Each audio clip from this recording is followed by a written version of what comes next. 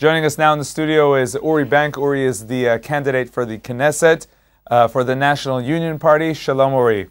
Shalom. So first of all, Uri, of course, everyone's talking about the polls. How is your party doing in the polls? We're doing pretty well at this point. In the last week, we've had at least one, I think 2 polls by now that have showed us at 5, which is my seat.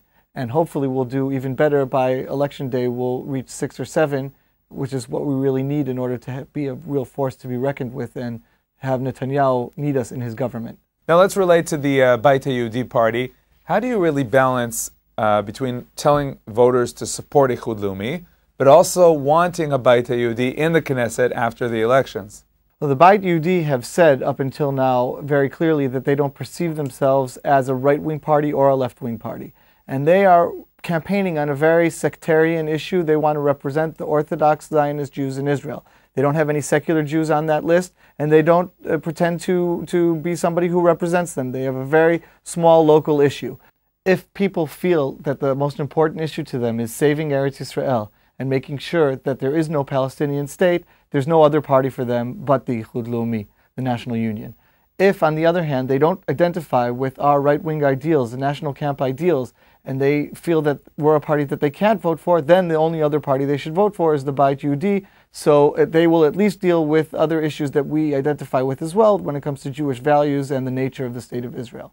Now tell me, one of the ideas of joining with Knesset member Aryeh Eldad's Hatikva was to bring in the secular nationalists, but it seems they are supporting Avigdor Lieberman's Israel Beitenu party. Well, what's happening with Lieberman is really worrying because Lieberman is being able to portray himself. He has this image as if he's the one that is going to fight the Arab Israelis.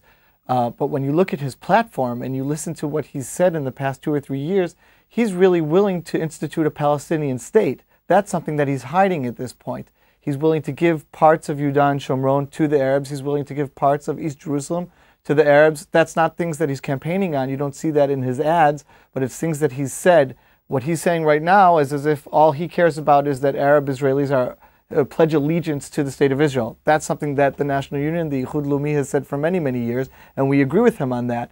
But the question is, what does he say about a Palestinian state? We say absolutely no, under no conditions. He is saying, I'm willing to give up my home in Nokdim. He lives in Nokdim, Lieberman, if in order to have some kind of peace deal with the Palestinians, and they're going to take the Arabs of the Galilee with them, that means that he is willing for there to be another Palestinian state west of the Jordan River, which we think is something that can't be done. So we have only a few days left until the elections, and the campaign is like at full throttle. Could you tell us a bit about the actual Knesset campaign? Well, I've been running from debate to debate and from parlor meeting to parlor meeting, mostly in the English-speaking community because I am the English-speaking candidate on the Ichud Leumi's list. And it's an important issue for English speakers in this country. They want to see who their congressman is going to be in Knesset finally. For many years, this has been an issue, and the English-speaking community in Israel has been looking for representation, representation that understands the language of Western democracy, which means accountability, and that there's a constituency and an open door policy, and these are all things that I intend on bringing in with my candidacy. I'm on my way up after this interview to Haifa for a Jerusalem Post debate up there, and I was representing the Ichud Leumi in the Great Synagogue on Motzei Shabbat. There was a great turnout there. We're getting very, very good reactions. People are understanding that the Ichud Leumi is really the responsible party. It's interesting that up until now, we've been perceived sometimes as a small party, ideological party. Sometimes people try to call us radicals and people who aren't in touch with reality. But the past 15 years have proven to everybody that Dafka, we are the ones that are responsible. We are the ones that foresaw what would happen if Oslo was implemented, if land was conceded to the Palestinians, if they were given guns. And we begged the leaders of this country and the people in this country not to give them guns and not to give them land. And we said how it would backfire. And now people are waking up and understanding that that's exactly what happened.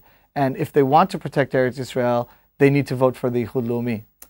You know, a lot of analysts talk about the Arabs, who they're voting for, the Russians, the religious.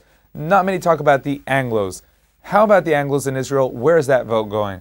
Well, Anglos in Israel, it's an interesting demographic because we have to remember these are people like myself who left a fairly comfortable way of life in Western countries where they, in most cases, had it better than they have it when they come here.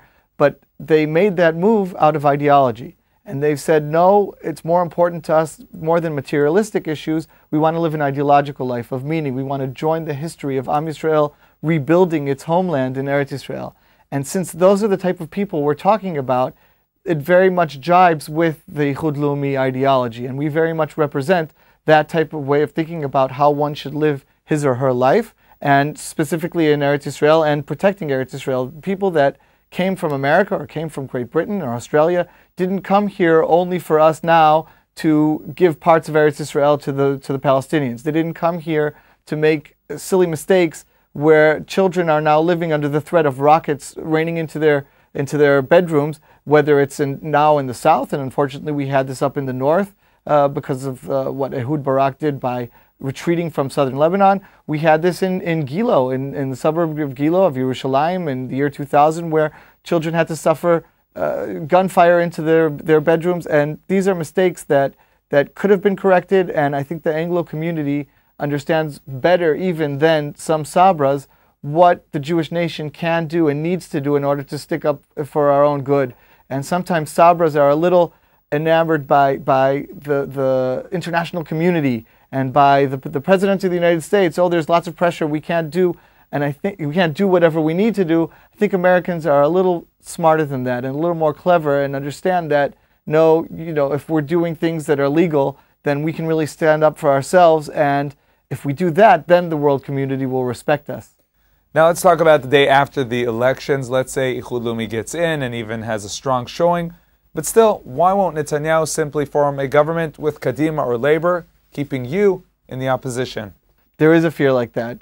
Unfortunately, Netanyahu has failed us in the past. We have to remember that. Netanyahu has a bad track record when it comes to defending the land of Israel and not capitulating to Arab terrorism and to the Arab demands in general. Netanyahu raised his hand in favor of the disengagement program. Not only him, Silvan Shalom did as well, Limor Livnat did as well, Yisrael Katz did as well, Yuval Steinitz. These are all leaders who are now on the current Likud list. So it's very important for anybody who cares about Eretz Yisrael and does not want to see these mistakes repeat themselves to vote for the Ichud Leumi, so we're large enough in order to force Netanyahu to bring us into his government. There is the fear that he's going to, as you asked, going to form a large coalition and try to leave us out on the outskirts of that government. In that case, we will be a very strong opposition, in Knesset at least, and have a strong showing there and do as much as we can in opposition. That's also important. But more importantly, and the real reason we're asking people not to vote Likud, is that Netanyahu is going to be the next prime minister. And if you vote for the Ichud Leumi, you're giving a vote that will keep him on the straight and narrow when it comes to Eretz Yisrael. Uri Bank National Union, thank you very much for joining us. Thank you, Yoni.